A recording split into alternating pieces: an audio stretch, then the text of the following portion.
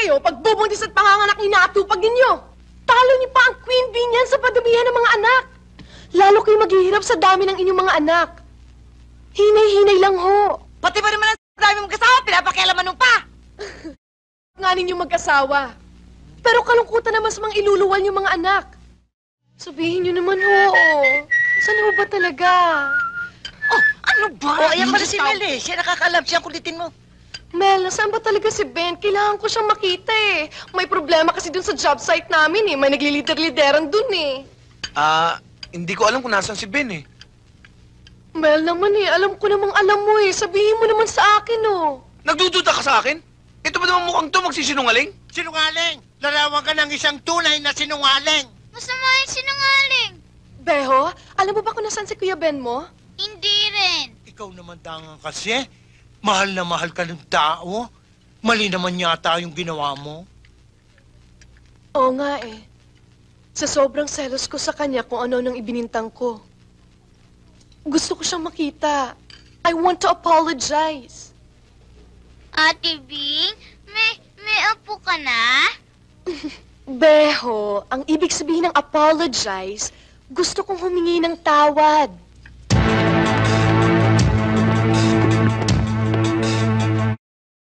Matay na matay!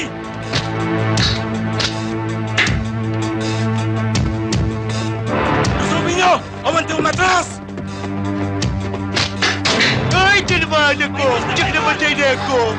Tinabahan ako! Pinayaw! Patayaw! Patayaw!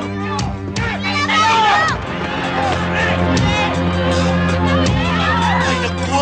Yung baril ni Ben!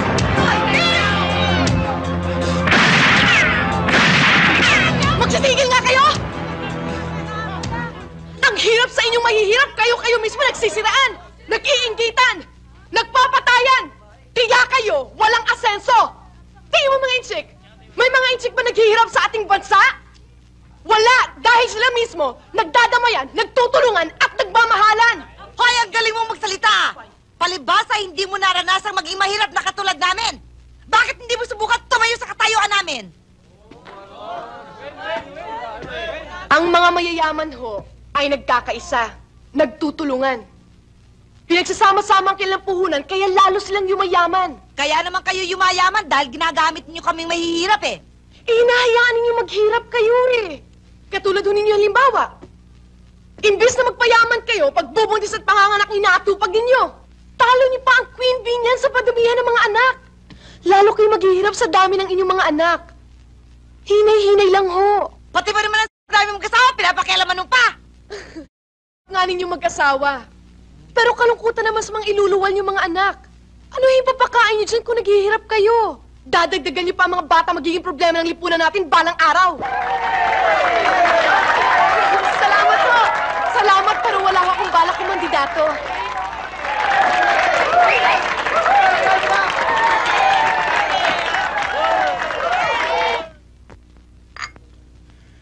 Iha, ikaw na rin ang may sabing minura mo at napahiya ng husto si Ben. He's taking his time to heal his wounded heart, in a manner of speaking. Kilala ko ang pagkasensitibo ni Ben. Tama yata yung mga research findings na nabasa ko sa Psychology Today. Na napakasensitibo raw talaga ng mga mahihirap. Madali silang mag-self-pity, mag-withdraw, mag-wallow in tears. At kapag napuno sila, nagiging bayolente. Totoo yan, sir. Maraming mahirap ang ganyan.